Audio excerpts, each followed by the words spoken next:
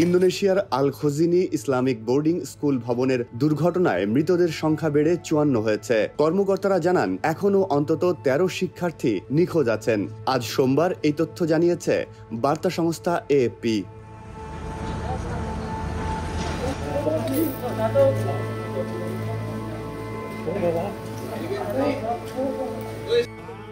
গত সপ্তাহে ইন্দোনেশিয়ার জাভা দ্বীপে অবস্থিত এই বোর্ডিং স্কুলের ভবন হঠাৎ ধসে পড়লে ঘটনাস্থলেই প্রাণ হারান অসংখ্য শিক্ষার্থী। সে সময় তারা আসরের নামাজের জন্য জমায়েত হচ্ছিলেন।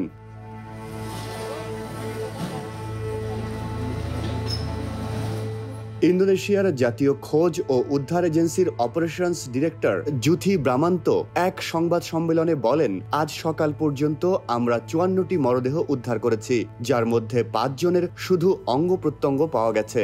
আশা করছি আজকের মধ্যেই উদ্ধার কার্যক্রম শেষ করে মরদেহগুলো পরিবারের সদস্যদের কাছে হস্তান্তর করতে পারব।